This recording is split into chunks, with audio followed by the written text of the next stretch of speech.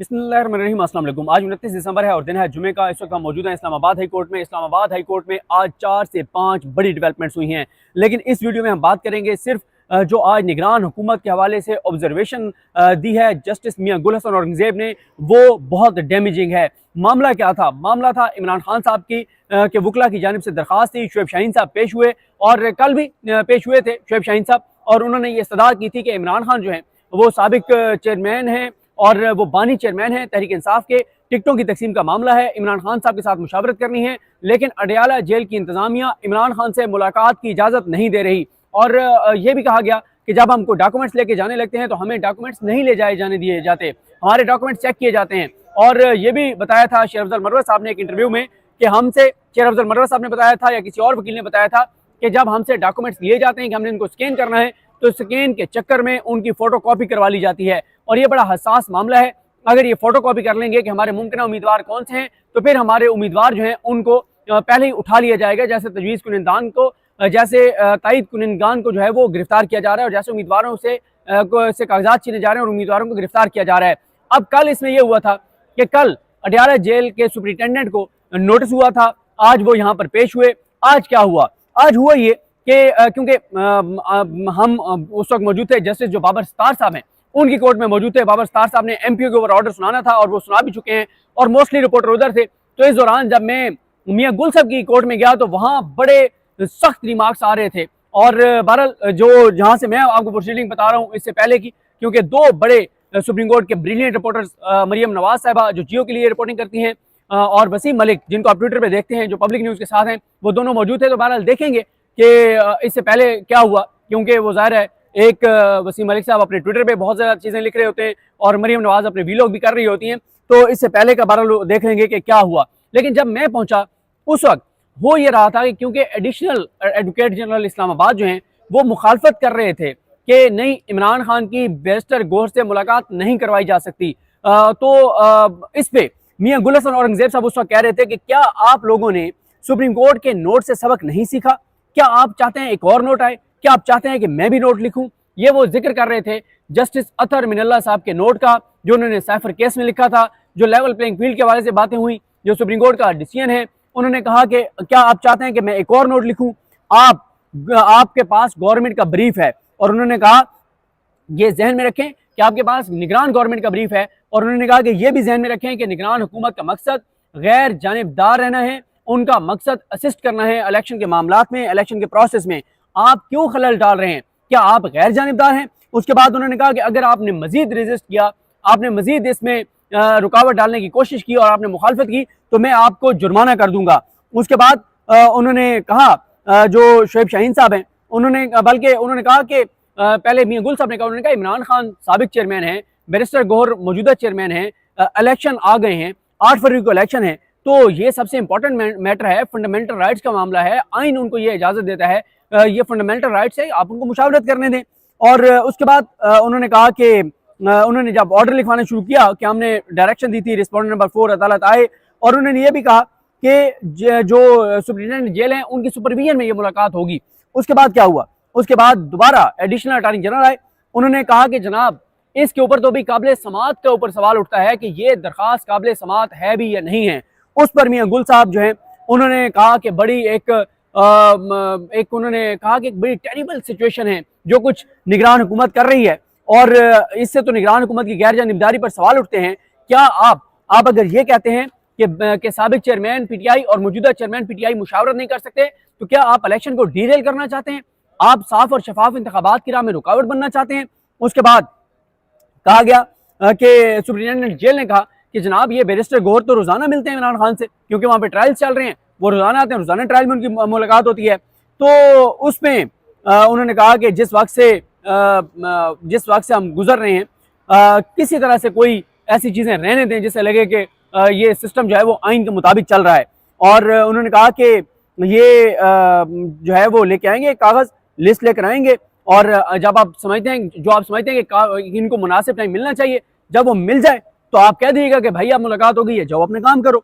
उसके बाद उन्होंने कहा कि जो शुएब शाहीन है उन्होंने कहा जनाब डायरेक्शन दे दें, हमें इन पर एतबार नहीं है, आप टाइम फ्रेम दे दें इनको कि कितने टाइम में मुलाकात करवाएं, क्योंकि 700 टिकटें हैं इन्हें कहें कि कल ही मुलाकात करवाएं और अगले 3 दिन में ये प्रोसेस हमारा कंप्लीट होने दें। फिर उन्होंने कहा देखें अब आपने इमरान खान के वकला को सुन लिया, ये तो जनाब आप ये कहेंगे कि जी 16 बंदे हम 18 मिलने आएंगे और हम 3 दिन बैठ रहेंगे, ऐसा तो नहीं हो सकता। उस पर मियाँ गुल साहब ने कहा उनको भी कि मैंने ऑर्डर कर दिया है, ये आपको कल ही मिलवाएंगे, आपको मुनासिब वक्त जो है वो देंगे। उसके बाद हुआ ये कि दोबारा एडिशनल अटॉर्नी जनरल बोले, उन्होंने कहा सर इस पे हमारे कुछ तहफ़्फ़ुज़ात हैं। तो मियाँ गुल साहब ने कहा अच्छा अब आप मुझे मजबूर कर रहे हैं, लिखें। वो ऑर्डर लिखवा रहे थे, उन्होंने ऑर्डर लिखवाया और उन्होंने ऑर्डर में लिखवाया कि जो एडिशनल एडवोकेट जनरल है और एडिशनल अटॉर्नी जनरल है उन्होंने शदीद मुखालफत की है इमरान खान की और बैरिस्टर गौहर की मुलाकात की। और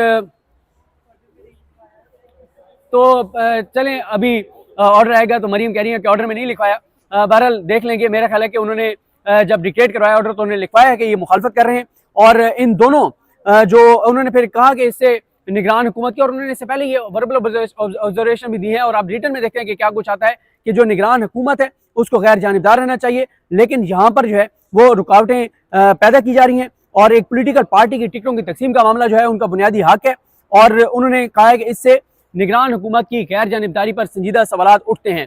अब रिटर्न ऑर्डर का इंतजार करते हैं कि रिटर्न ऑर्डर में क्या कुछ आता है। और अभी इस वीडियो के साथ मैं जो है वो लगा रहा हूँ जो शोएब शाहीन साहब जो इमरान खान के वकील हैं, उन्होंने बहुत अहम मीडिया टॉक किया है। उन्होंने क्या कहा है आगे आप वो सुन सकते हैं। लेकिन आज निगरान हुकूमत की गैर जानिबदारी के हवाले से इस्लामाबाद हाई कोर्ट की बड़ी ऑब्जर्वेशन आ गई है कि ये निगरान हुकूमत जो है ये गैर जानिबदार नहीं है, ये जानिबदार है। और ये निगरान हुकूमत इलेक्शन साफ शफाफ इलेक्शन की राह में रुकावट बन रही है, रुकावटें डाल रही है। जो बुनियादी हकूक हैं, जो बुनियादी हक है उसके राह में भी रुकावट बन रहे हैं। तो ये एक बड़ी डेवलपमेंट हुई है। इमरान खान से वकला की मुलाकात के मामले में निगरान हुकूमत के ऊपर मोहर लगा दी है इस्लामाबाद कोर्ट ने कि ये गैर जानिबदार नहीं है, संजीदा और संगीन सवालात उठाए गए हैं। मुझे अपनी दुआ में याद रखें। और आप सुनिए शोएब शाहीन साहब ने क्या कहा है।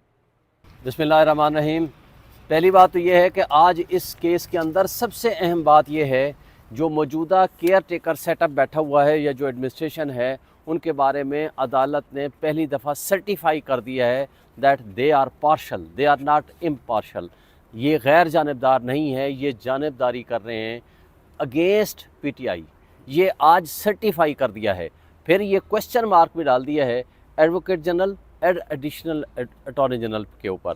यानी वो एक कंसल्टेटिव प्रोसेस, यानी एक मुशावरत करनी है former chairman PTI Imran Khan के साथ। 27 साल जो इसके चेयरमैन रहे, वो लीडर हैं। आज पीटीआई का मतलब इमरान खान है। और गौहर अली खान साहब ने और उनकी नॉमिनेटेड जो हम पैनल हैं, हम लोगों ने उनके साथ कंसल्ट करना है for the purpose of award of tickets, जो कि 700 से ज़्यादा लोग हैं।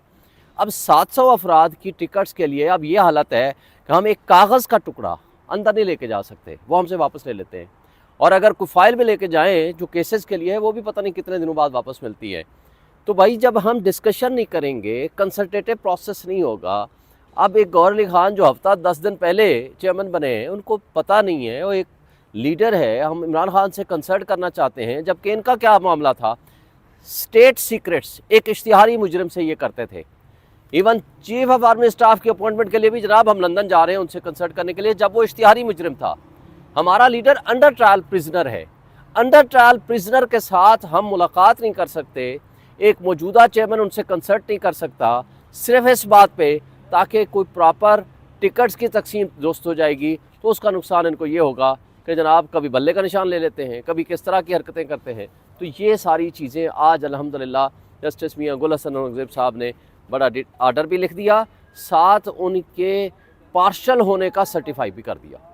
यानी अब गौहर खान साहब खुद जाएंगे, मीटिंग करेंगे और उसके बाद जो टिकट्स की अनाउंसमेंट है उसके बाद होगी। जी उसके फ़ौरन बाद होगी। और ये कब तक मीटिंग मुतवक्के है? आप भी वहाँ पर गुफ्तगू कर रहे थे, तो उन्होंने कहा है फौरी तौर पर करें, फौरी तौर पर। मतलब है आज भी हो सकता है, कल भी हो सकता है, परसों भी हो सकता है, बट नॉट मोर देन हम कह सकते हैं 2-3 दिनों में, इसलिए कि ये एक टाइम बाउंड मैटर है। तो बार बार जज साहब कह रहे थे कि आप इसको रेजिस्ट ना करें, आप केयर टेकर हैं, लेकिन इसके बावजूद जो सरकारी वकील थे वो इस मीटिंग को रेजिस्ट कर रहे थे। देखें ये केयर टेकर नहीं है, ये चेयर टेकर से भी 2 कदम आगे हैं। ये जिनकी पैदावार है, जिनके कहने पे ये काम कर रहे हैं, वो सब कुछ सबको नज़र आ रहा है। देखें इन सब को मसला क्या है, अवाम और इमरान खान एक पेज पे है, वो एक जगह पे खड़े हुए हैं। आज 80% से ज़्यादा पॉपुलैरिटी इमरान खान और पीटीआई की है, वो सारे इमरान खान के पीछे खड़े हैं। मसला ये है कि तमाम इदारे, तमाम मुक़्तदर तबके इलेक्शन कमीशन ऑफ पाकिस्तान और वो सियासी अशराफिया जो ड्राइंग रूम में बैठ के इन इलेक्शन को इंजीनियर करता है और टेस्ट ट्यूब बेबी के ज़रिए वो लीडर्स की पैदावार करता है, वो प्रोडक्शन करता है, उन सब को अपनी शिकस्त नज़र आ रही है। तो कभी बल्ले का निशान वापस लें, कभी क्या हरकतें करें, कभी क्या हरकतें करें। और ये जो कठपुतली इस वक्त केयर टेकर की सूरत में बिठाए हुए हैं, इनकी अपनी क्या कैपेसिटी है या इनके पास क्या क्रेडिबिलिटी रह गई है। देखिए, शाह महमूद कुरैशी वाला केस आप देख लें, सुप्रीम कोर्ट कह रही है कि इनको बाहर आना ज़रूरी है। शाह महमूद कुरैशी को एक दिन पहले डीसी जो कि खुद DRO है, वो कहता है नक्शे अमन का खतरा, ये बाहर आएगा तो इसने साजिश कर दी है कि जनाब अमन को ख़राब करेगा। भाई वो बेचारा सही कह रहा है, मैं 5 महीने तो जेल में बैठा हूँ, मैंने किसके साथ साजिश की है कि मिलने तो आप किसी को देते नहीं हैं। अच्छा, फिर वो वापस लेते हैं, 12 मुकदमों में डाल देते हैं, जबकि वो था कराची में। यानी कोई बदमाशी की कोई हद होती है, वो सारी हदें ये फलांग चुके हैं। बेईमानियाँ तो अपनी इनकी ख़त्म हो चुकी हैं। इंटरनेशनल वर्ल्ड में हमने अपना तमाशा दिखा दिया है और अब उस लाडले को पाक साफ करने के लिए मुझे बताएं, रिटर्निंग ऑफिसर से उसके कागजात कैसे एक्सेप्ट कर लिए? सुप्रीम कोर्ट ने तो अभी तक कोई फैसला नहीं किया। एक शख्स ताहयात नाअहल है सुप्रीम कोर्ट के हुक्म से, वो कैसे इलेक्शन लड़ सकता है? अब लगता है कि बाकी सारे इदारे मिलके अब सुप्रीम कोर्ट से भी शायद उसको धुलवाने के चक्कर में है। Thank you. कल एक प्रेस कॉन्फ्रेंस की गई शहबाज शरीफ की जानिब से, क्या आप समझते हैं कि प्रेस कॉन्फ्रेंस में वाज़ेह तौर पर कहा जा रहा था कि इलेक्शन कमीशन के अगेंस्ट जिस तरह पेशावर हाई कोर्ट ने डिसीजन दिया है, तो पेशावर हाई कोर्ट में बाइसनेस थी बगौर उनके, आपको भी लगता है? देखें, बात यह है कि इलेक्शन कमीशन अपना तो काम कर नहीं रहा जो फ्री एंड फेयर इलेक्शन कराएं। वो तो जो जुल्म जबर बर्बरियत हो रही है उसके ऊपर आंखें और कान बंद करके बैठा है।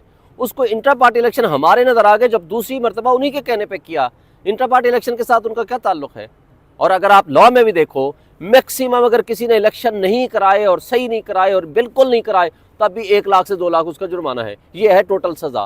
भाई इंटरनल इलेक्शन तो आप 2 महीने बाद करा लो, 4 महीने बाद करा लो, अपनी निगरानी में करा लो, लेकिन मसला ये है कि प्रोसेस ऑफ इलेक्शन से हमें कैसे निकाल सकते हो? आप अपना काम क्या कर रहे हो? 10 दफ़ा हमने एप्लीकेशनें दी हैं, क्या किया है उन्होंने आज तक? मुझे बताएं, डस्का में जो कुछ हुआ था, इन्होंने उनके खिलाफ प्रोसीडिंग्स भी की, सजाएं भी दी, उनको FIR भी काटी, लेकिन आज उनको पूरे पाकिस्तान में और स्पेशली पंजाब में जो तबाही मची हुई नज़र आ रही है, district election commissioner, provincial election commissioners लिख के थक गए हैं। किसी के खिलाफ कोई एक्शन हुआ? मैंने चीफ इलेक्शन कमिश्नर और उनकी पूरा इलेक्शन कमीशन बैठा था, मैंने उनको कहा सिर्फ एक IG पंजाब को हटा दो, हमारे 80% मसाइल हल हो जाएंगे, और चीफ सेक्रेटरी को भी हटा दो। कहते हैं जो आएगा वो यही काम करेगा। इसलिए उनको पता है, जिनके सहूलतकारी वो कर रहे हैं, उनको पता है कि सारा सिस्टम मैनिपुलेटेड है। तो ये सारा शहबाज शरीफ जो किसी की पैदावार, जो कहता है कि मैं जनाब जिसकी आंख का तारा हूँ, मुझे उस पर बड़ा फ़ख्र है, वो एक जोकर था, उसने मुल्क का बेड़ा गर्क कर दिया। आते साथ ही 1100 अरब रुपए के अपने करप्शन के चार्जेस ख़त्म कराए। मुल्क जो कि इनफ्लो थी डॉलर की, बेहतरीन $24 बिलियन था, $3 बिलियन पे आ गए। और एक खुद कहता है कि $1 बिलियन के खातिर हमें उल्टा सीधा होना पड़ा, पता नहीं किधर उल्टे सीधे होते रहे।